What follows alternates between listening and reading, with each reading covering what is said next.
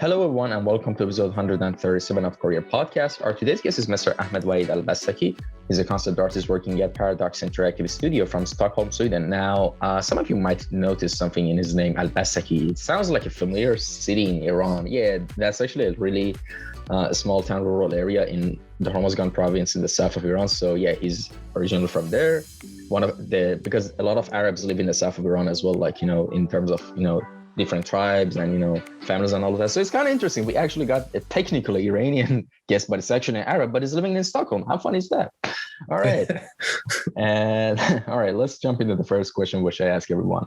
Give us a little introduction on how you got into board of visual arts and designer and everything. Sorry, I stuttered there. All right. Thank you so much for having me. Really excited to be here.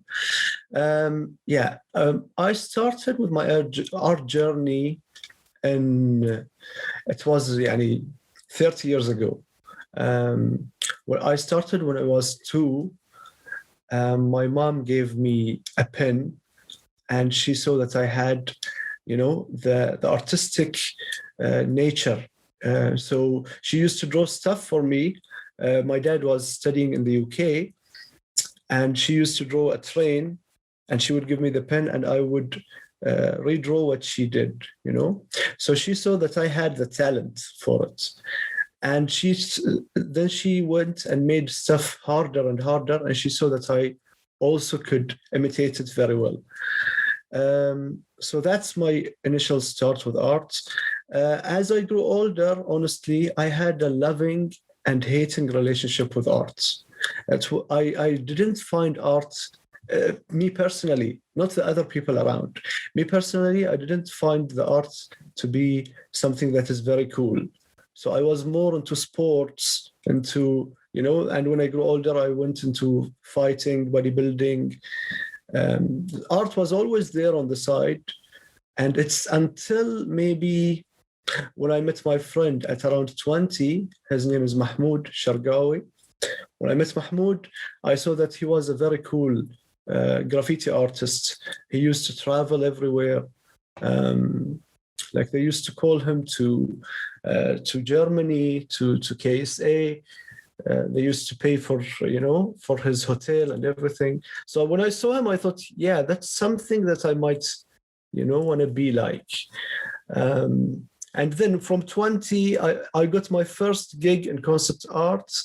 In Empire Studios, sorry.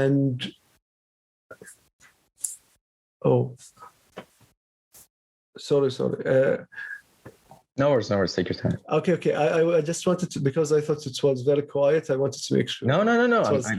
No. Yeah, sometimes it look like a robot because I don't move at all like this. Yeah, I wanted to make sure everything is okay. Yeah, it's fine. Okay. All right. Yeah. You can edit stuff, right? No, it's fine. That's the fun thing about podcasts. It's raw. It's not perfect. It's it's fun. Things like that happen. I want to actually keep it there. It's kind of funny. All right, go on. All right, I wanted to make sure. It's fine, dude. It's fine. All right.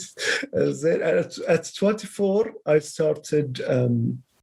I got a gig from the first gaming company in Bahrain. It's called Empire Studios. They called me and they wanted a concept artist. So I was lucky because I knew nothing about concept art. And here at 24, I got a job. And after that, I got hooked immediately. I also have to mention that I was working as a full-time engineer the whole time. From 20 till maybe 26, 27. And at 27, I decided that I wanted, I have to mention that the concept art role with Empire Studios lasted for 1 year only.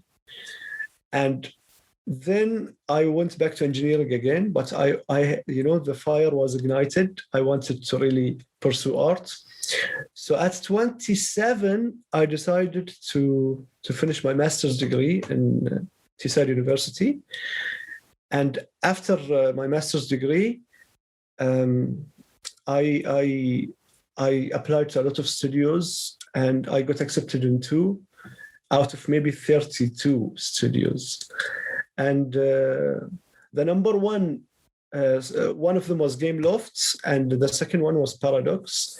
And my wife told me we should go to Paradox because I think it's the harder option of both. So I went with Paradox, and now I'm in Paradox for a total of 3 years now. So going, enjoying it and learning a lot being a Paradox. Yeah, that's actually such a good story. Like, this is what I like about the podcast I'm doing, because I'm not focusing necessarily on skills. I'm focusing on stories. And I think like other artists also listening, different stories, that's as much as important as listening to art advice and tips, like, what I mean. But here's what I want to ask you is that you said you were working as an engineer. And I was wondering what type of engineering, by the way? Civil engineering, surveying. Oh, Not and very fun. yeah, for someone who doesn't like it, of course, but for people who love it, it's probably passion. It's a good job. Yeah, for an artist, not very fun. Yeah, here's the thing. So the main thing I want to ask.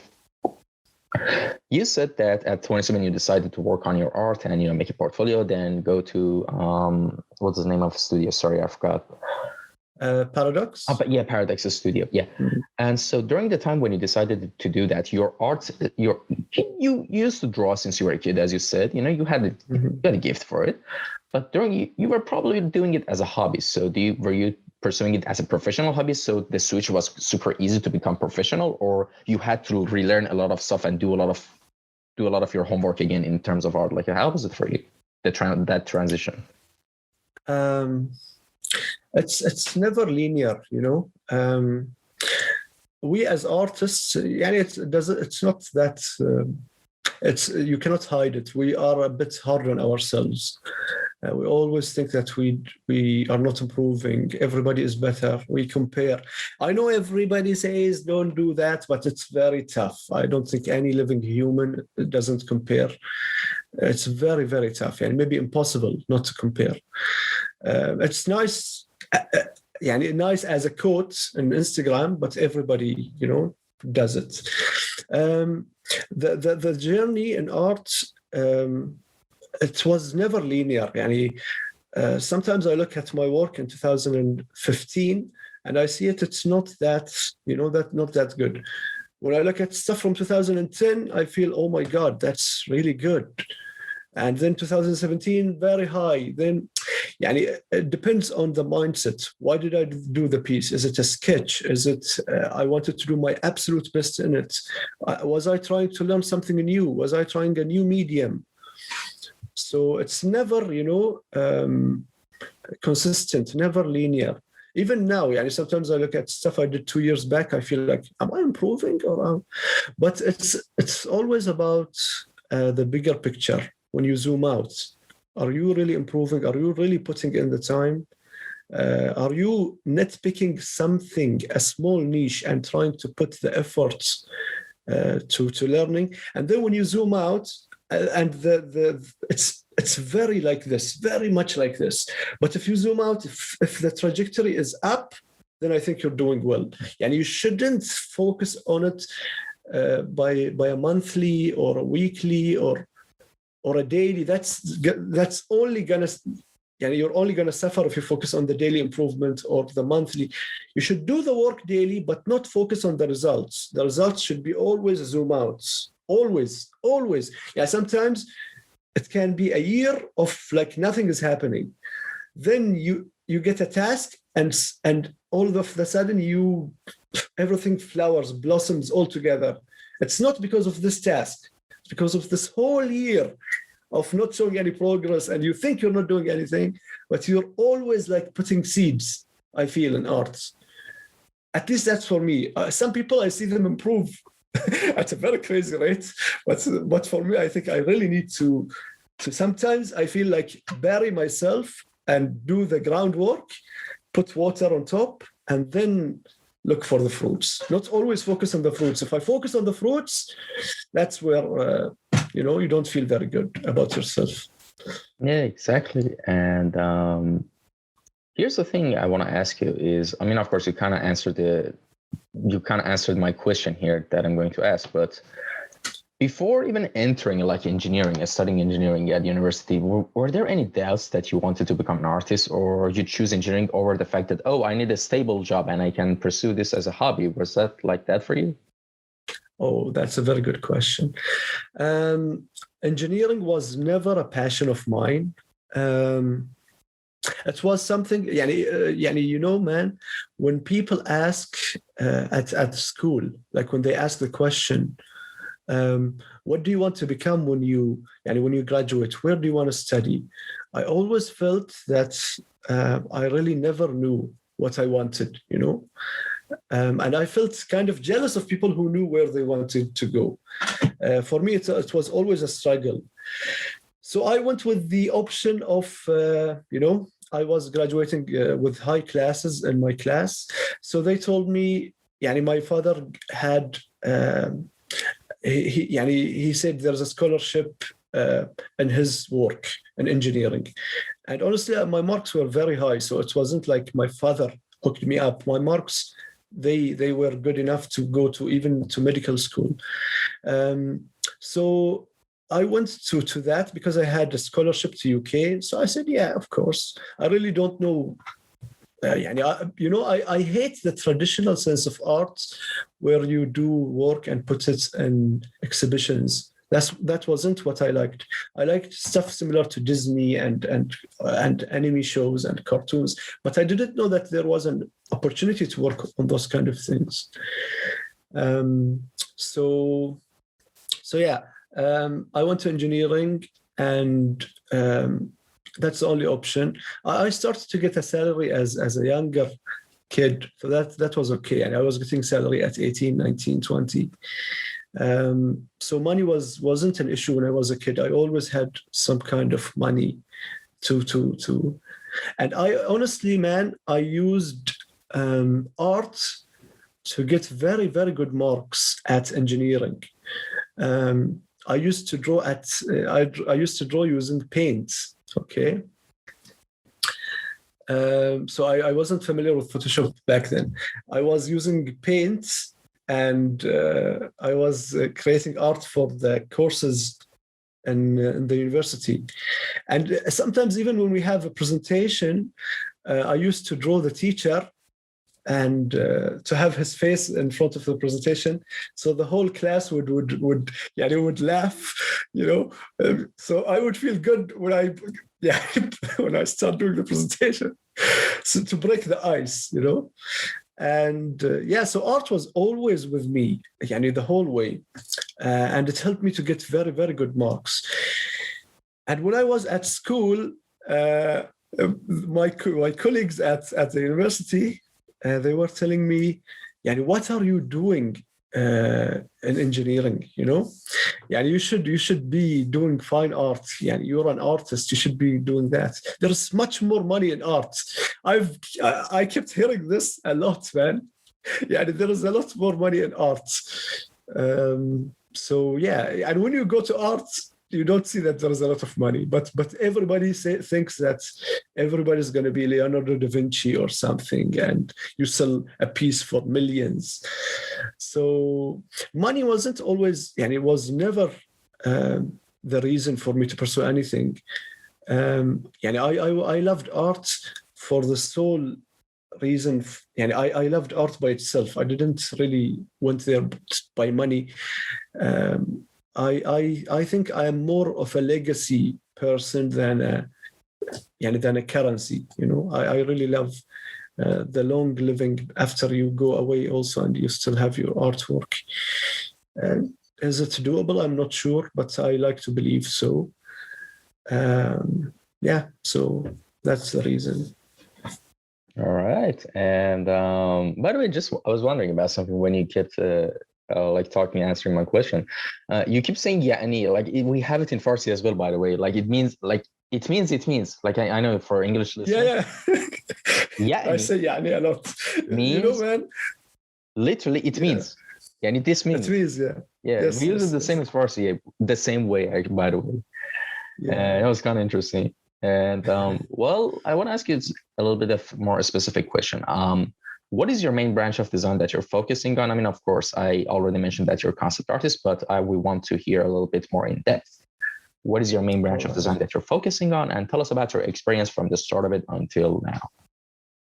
All right.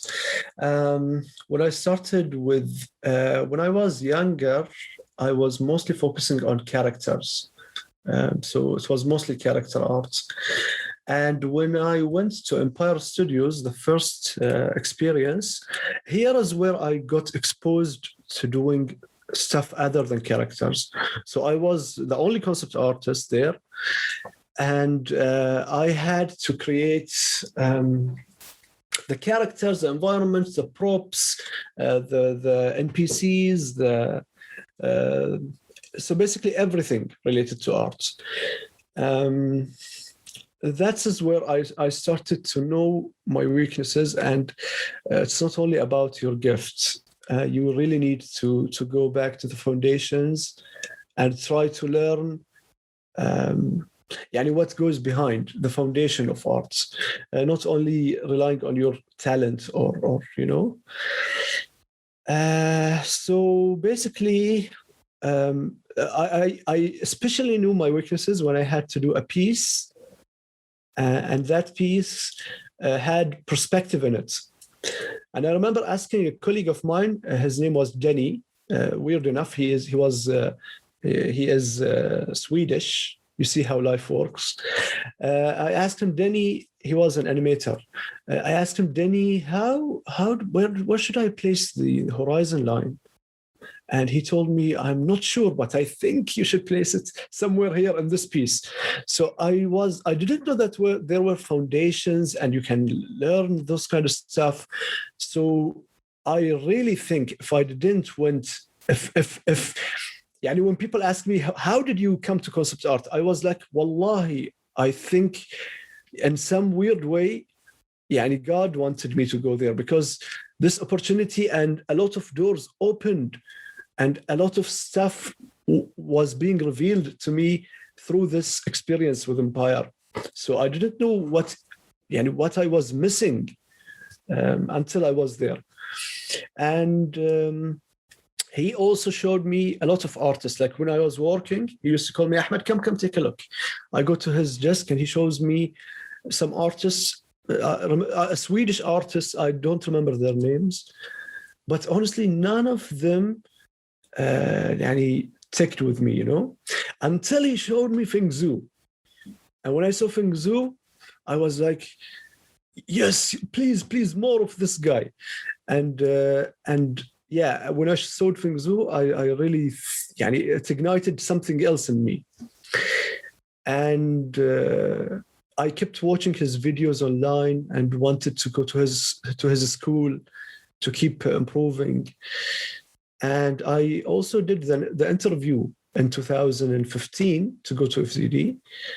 But for some reasons, I couldn't go there, work-related, money-related. But I did the interview, I passed, and I was ready to go. But as I told you, I didn't go. And after the Empire experience, which was 1 year, and I was working part-time, I continued watching FZD videos. I continued improving, working on my own, practicing, going back to the drawing board, focusing on the basics, the foundation, drawing perspective stuff, focusing on anatomy, designing, watching. Basically, I think I watched most of Feng Zhu videos.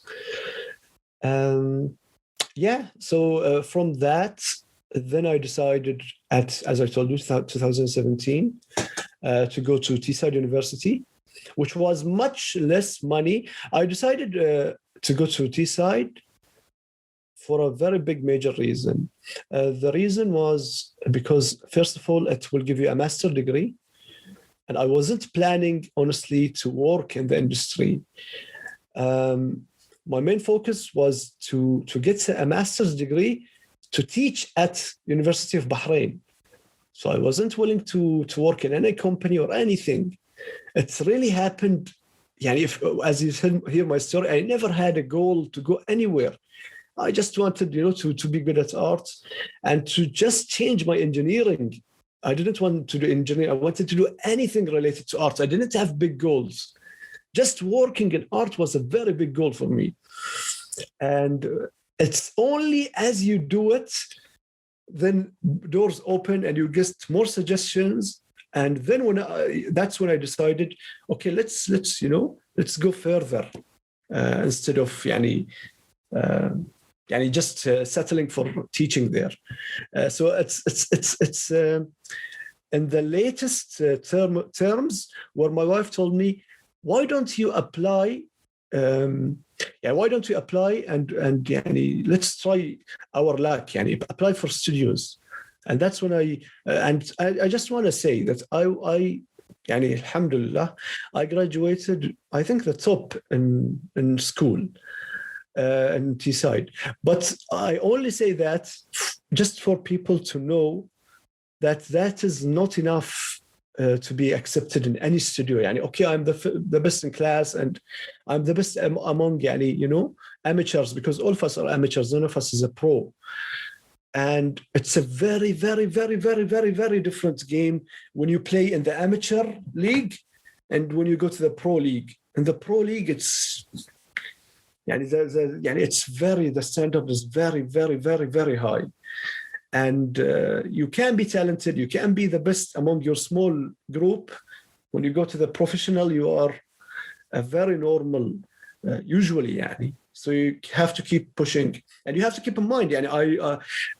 I think what saved me is the very, very early start in art. I started at 2, and it's helped me to leave art for years and get back to it. Like a lot of people, they start maybe at 5 or at 11 or at 14. Some start at 19, and then they can get pros. But what helped me that I had a very not focused path is, I think, my early starts. Some people say you studied as engineer and you were into bodybuilding. Like how all of this and your level is good now. I was like, because maybe of my very early starts. I think it helped me to and the good thing is right now I still feel very hungry. Like I don't feel satisfied. I really want to work with better studios and to keep improving. So never feel bad about if you didn't start in the perfect country with the perfect school. Never feel bad about that, because you can use anything to your advantage, And that's actually, I think, in my opinion, it's not necessarily because of your earlier stages of life that you could, manage that transition. I think it's personally the mix of these two main things: work ethic and open-mindedness. And also the third one, which is like a bonus, but it's super important. Some people learn this without knowing they're learning. What I'm talking about is the skill of learning skills, because learning is a skill in itself. And if you haven't learned enough stuff, you can't, of course, you're going to have a harder time learning a new thing, and 100%. It's going to be a lower chance of, being open-minded about learning or being good at something, because you haven't built that confidence yet. Mm-hmm. And I think that's the reason you're actually managed to, do that very perfectly. And can I also ask you about like this wall of Pokemons, I think, or are those the original Pokemons on your ball? Yeah, it's the first 150. Yeah, I saw like, a lot of inspirations from late 80s, early 90s anime, I think, from on your page as well. And also, like, I never could quite understand, like, of course, it's because of the upbringing and it's a cultural thing, but like maybe if when I was a kid, I had a Game Boy with Pokemon and I would have loved Pokemon, but now that I'm grown, I never experienced that, so I'm kind of like, I know how it works and the whole deal about it. Yeah. But there's a reason it's super popular, because it's a whole the nostalgia, right? Yeah. And same with Mario, same with a lot of franchises. Like, for example, I grew up with, for example, Sonic, like when I was a kid with the Sega Genesis. Of course, I have a nostalgia for that, so I can understand. But I want to ask you this: what kind of, like, when you were a kid, in your opinion, do you think those animes and video games really helped to, guide you towards, actually finding out that you want to become an artist? Yeah, man, of course. يعني I always say, like, if you have an artistic eye, maybe even if you don't have an artistic eye, يعني appreciating very good work is universal. يعني you don't have to be an artist to know that a Disney movie is very well done. Okay, and maybe you see a very cheap local art show done, and you know that this is not the best. You know, even as a kid, you can differentiate. So yeah, just a love for, maybe the best word to use is a love for excellence. Yani, I love excellence. Yani, when I saw Disney, when I saw those games, as I told you, very similar, man, very similar foundation. Yani, we also played Sega with my cousins, yani at Nana house, you know. Nana is nanny, yani. In Iranian also we say. In Nana, we say that actually. Nana, yeah, Nana. Was there? So yeah, we used to go to Nana house and we play with all the cousins. They used to bring the Sega and, you know, family game and then PlayStation. So of course those, you know, and as I told you, the Disney movies, the anime shows, they all have a very good foundation to build you as a character. And sometimes even I used to tell that to my friends. Like sometimes when you need a role model in somewhere, sometimes the anime character can be a better role model than any real person you see. Yani, what would the hero do in this situation? What are the decisions that he would have taken? So yeah, I think it has a very, very profound, even until today, man, storytelling is one of the most powerful things that changes the trajectory of civilization, and stories are very, very powerful. So yeah, the link between stories and the art is what drew us all to all of that, you know? Yeah, I mean, and actually, I was thinking about this a while back on my way to my classes. Actually, video games are amazing tools for, you know, character development in kids. That's something that I've experienced myself, you know, as someone who used to be super into video games and all that stuff, you know, as a kid, you know, as young as I could remember.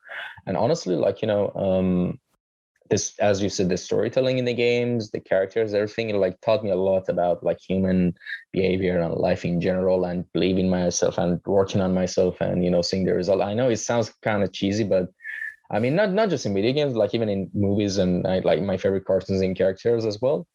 Like it kind of gives you this protagonist, like, you know, complex, but in a good way, you know, and not in a egotistical kind of way.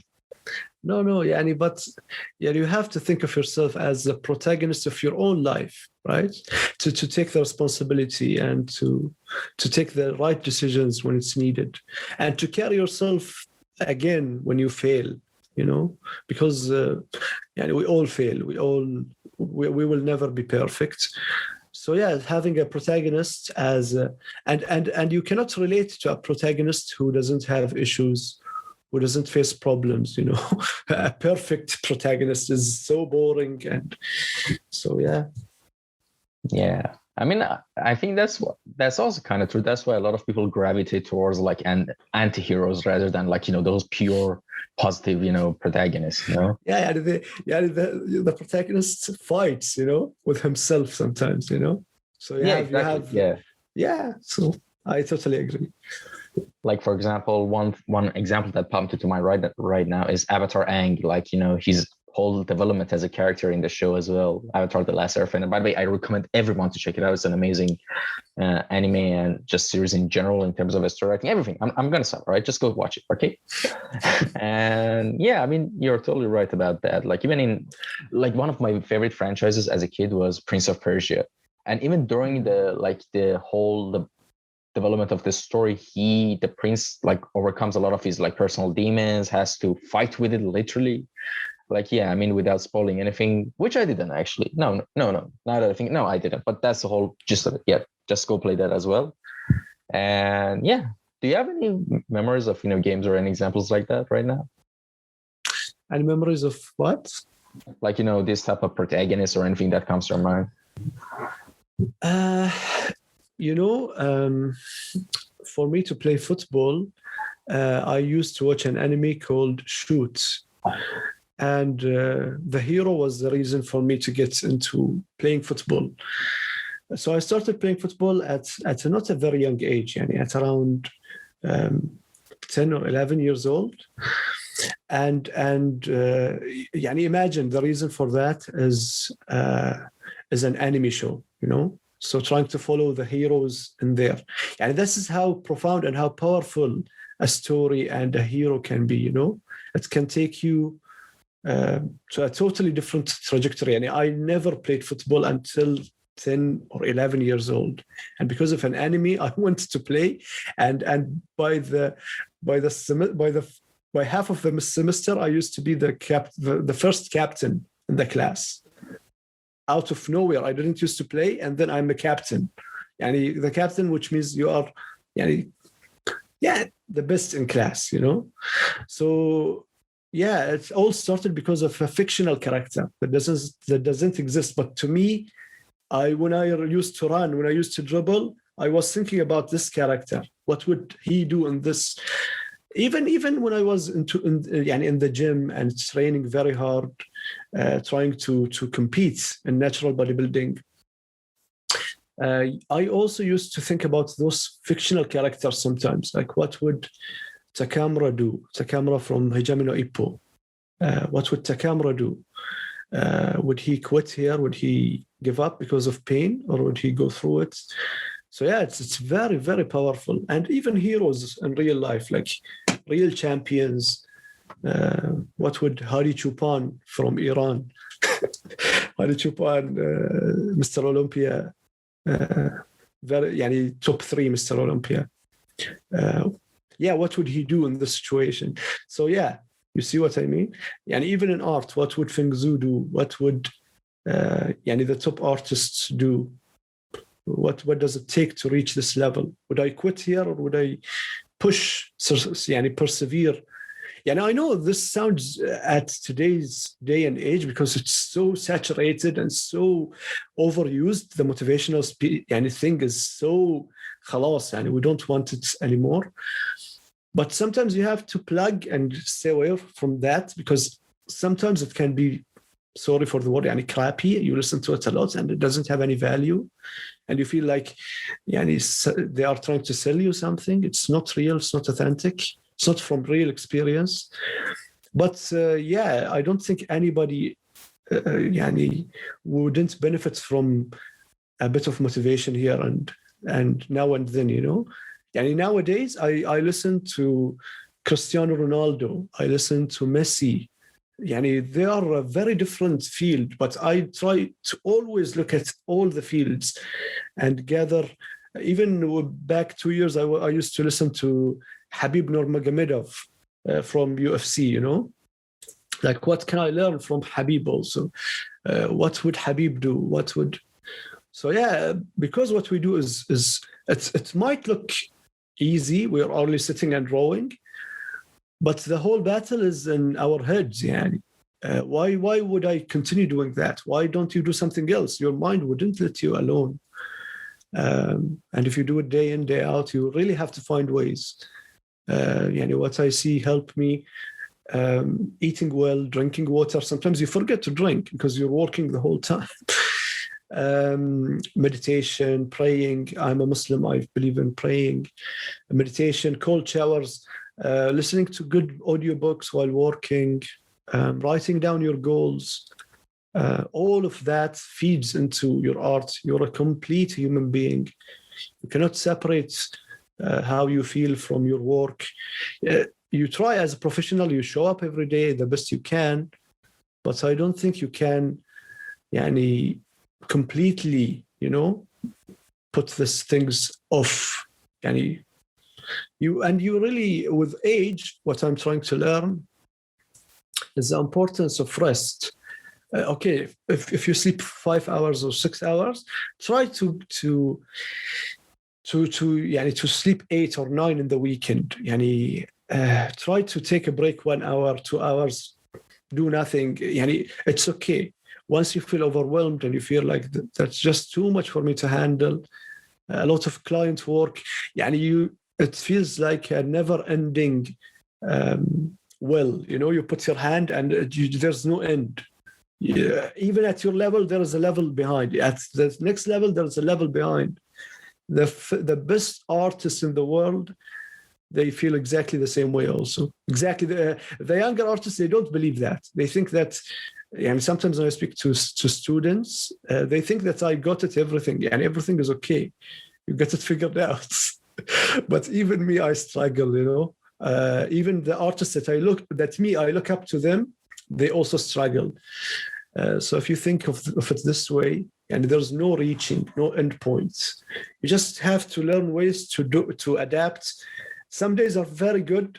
They are very easy. Everything works. You get very good news. Those are very good.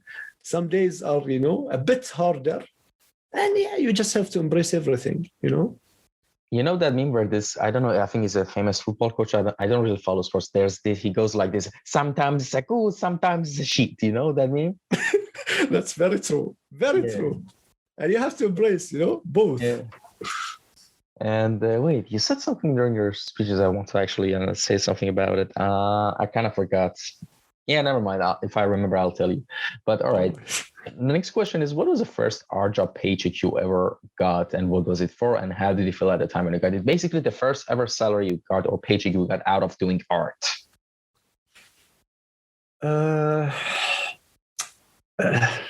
As I told you, man, I was a bit lucky, wallah, when I was young. To be born in Bahrain, where maybe the art level is not, of course, it's not similar to the UK or the US, or Japan or the big countries. The art level is much less. So I was lucky in that way because I used to get very good opportunities. I used to go to the shopping mall, and I used to put a table. I was, I think, 13. And when I was 13, I used to look like I was 8 for some reason. I used to, people thought that I was much younger than how I looked. I looked much younger than my age. So I used to go there. I used to draw portraits of people who came, and I used to get around. And one day, I think in 2 hours, wallah al-azim, I got in one of the days for 2 hours, I got around $240 in 2 hours. Imagine, I was 13 years old. I used to draw people. I was fast, and the drawings were not that very good. But because I looked very young, I looked like I was 8.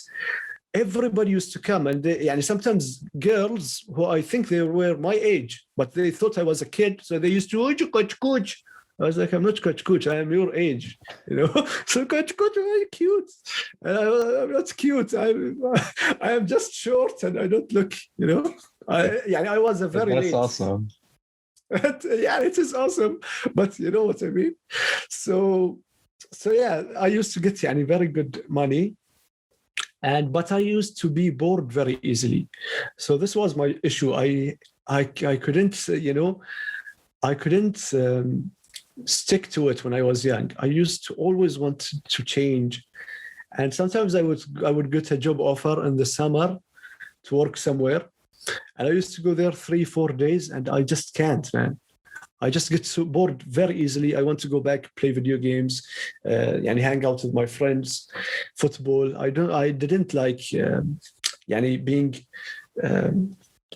I was a kid, man. Some kids, they can do it, but I couldn't, I don't want to work. Even if there is money, I don't want to work. And I with growing older, obviously those things kind of solve themselves out. I forgot the question, but I think I answered. Yeah, you did actually. I asked, what was the first art job paycheck you ever got, and them all, thank you so much. And well, speaking of some artists you mentioned, like Feng Zhu, like for example, Feng Zhu. Sorry if I mispronounced. Yeah, Feng Zhu. I was wondering, are there any other artists who really inspire you, or designers and artists? Like, who are they? Right now, I'm studying. I'm very bad with names. I have to tell you. You told me your name. I'm very sorry. I forgot your name. No, no worries, no worries. Is Ramtin. What's your name? Ramtin. Martin? Ramtin. Ramtin. Yeah. I'm very sorry. I wanted No to tell you. So yeah, Ramtin. I'm very bad with names. I think I can improve it by not telling myself that I'm bad at names, but I think I am right now. So I really don't know the names. I have a list of artists that I put their artwork in a collection, and whenever I have the time, I start to study their work. This year, I'm focusing on even Aman. I'm not sure of his last name, but he is very well known. I think he's Norwegian. He does a lot of fantasy stuff. I really love his work. I'm trying to study his work this year.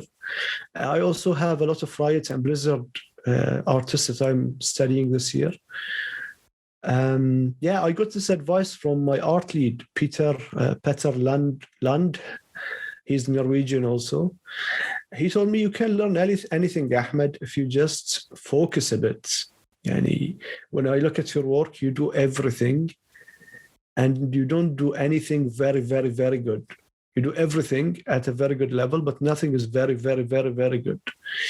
So just if you focus a bit at one or two things per year, maybe you can reach a very good level at those specific things. So I really like that he did that, talked with me, like Ahmed, just focus. And this year, I call it the year of focus. I'm still doing a lot, but everything is under a big umbrella of stylized. Like at the morning, I do realistic at work. At night, I do stylized, whether it's client work or personal studies. So because I really think they feed each other. Once your realistic improves, your stylized improves a lot. Once your stylized is improved, you can add more loving and beautiful parts to your realistic. So your shapes get better and so I think they feed each other. If this improves, this improves. So yeah, with years, I think both will improve and yeah, you reach a very good level.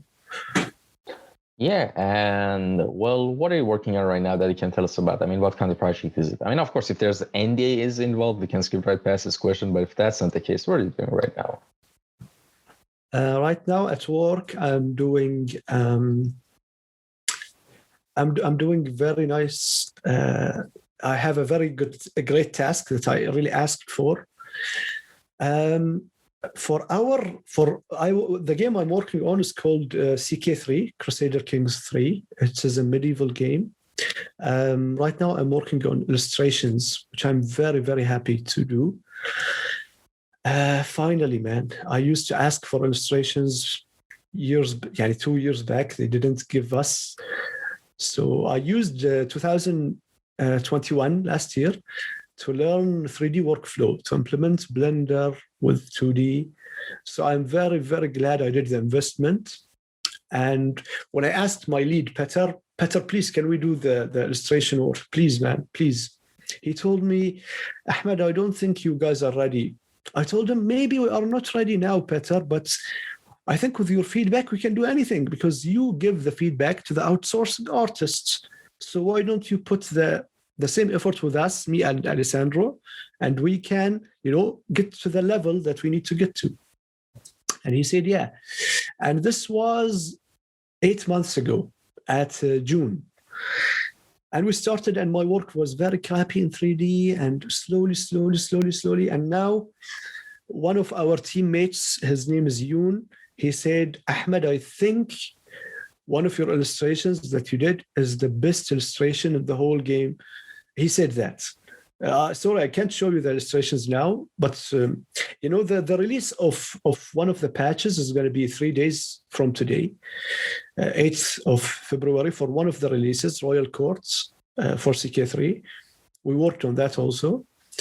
So I was very, very happy when he said that. And I was thinking, and most of the time, that I really wanted I really wanted to be one of the best. And I really wanted, and by the way, I just want to tell you, and he meant the illustrations because we have the loading screen. He didn't mean loading screen. Loading screen are done by Craig Mullins for CK3. Craig Mullins, I don't think there is anybody that doesn't know Craig Mullins. Yeah, so he's Craig the Mullins, godfather. he's the godfather of digital art. So yeah, the illustrations for the loading screens were made by Craig Mullins. He meant a different kind of illustrations where they show the background and the characters in front. So it's something different. I just want to state that. I'm not comparing myself to the master, man. I'm just a kid compared to him. But yeah, that's what he meant, Yeah. And well, excuse me, I'm going to cough right now. All right, good thing there's a mute button there. And yeah, I think the first works of Craig Mullins I saw was his work in landscape and concept art for Fallout 3, if I'm not mistaken. For me personally, I think that was one of the first instances of like concept art that kind of inspired me. Those works for Gears of War. I mean, I don't think he did works for Gears of War, but I'm just saying in general. Concept art for Gears of War, Prince of Persia, and also Fallout definitely inspired me a lot back in those days when I was just a wee little lad. And yeah. All right. So we've reached the final question of the podcast, which is called Final Words. Final section question, whatever you want to call it. It's called Final Words. All right. I'm going to explain what it is. Imagine in a limited amount of time you had the opportunity to say a message, a thing, or many things, or a piece of advice or pieces of advice, however you wish, to anyone who's listening to this podcast at any point in the future, whether it be days, weeks, months, years, decades, who knows. And in that opportunity, what would you just say? Sorry. The question was advice for anyone? Yes. In any age? Doesn't matter anything. Okay. I don't know. Advice is maybe it wouldn't be easy to find the goal that you. It wouldn't be easy to find what you really want to do in life. You might learn it very early. You might still crumble along the way. You don't know what do you want specifically. But if you keep looking, if you really want something bad enough that you keep thinking about, that's although everyone, maybe everything tells you that you shouldn't go, but deep down you really feel like you want that more than anything. You are one of the lucky few who knows what their mission in life is, and it doesn't have to be static. Your mission can be dynamic. You want something and you improve it with time. But if you found what you really want, I would say, sometimes it can be scary, sometimes it can be tough, it can be hard. I would say go for it and do whatever you can. I always tell myself that if not you, then who? If not now, then when? Those kind of stuff. You have to continually, you have to continually try to motivate yourself and do it when it's tough, And there's a saying from one of the people who I really respect a lot. His name is David Goggins. He always says, when you do stuff, you try to push the limit of anything. There is a reason why not a lot of people are playing in this place, because first of all, it's very tough. Second of all, you have to have some pride in knowing that only very, very few people on this earth who are willing to go to the limits, and try to push. I'm not saying I'm one of them. I'm saying I'm having the ambition to be one of them, having to be the ambition to push the boundaries and to be one of the best. People hate to say that. People today are so,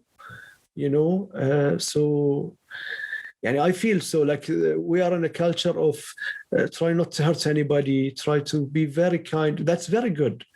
But we should also not forget that we should be strong also, because kindness on its own is not enough. If you are only kind, you can be similar to a rabbit, anybody can eat you.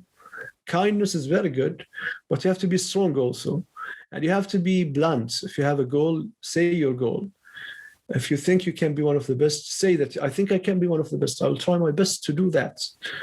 Even though I'm not close right now, but I think I can with time, hopefully. At least that's what I tell myself, And don't feel like you have to always water yourself down and always, I'm sorry, I don't, No, it's okay. Say your goals, be kind, help everybody. So I would say, even when sometimes my parents tell me, Ahmed, slow it down. You don't need to push that hard. I tell them I don't feel as good. And that's what I really want. And I really want to go beyond. I want to go further. I don't want to settle for this, what I have now. I want to push. I feel most alive when I do that. So, yeah. All right. And actually, I thank you so much, because I actually needed to hear some of those stuff as well personally.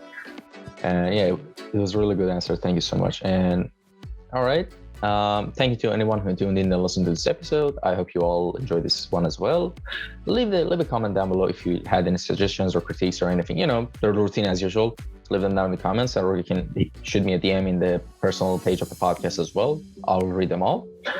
And with that being said, take care, everyone. Have a good day. Bye.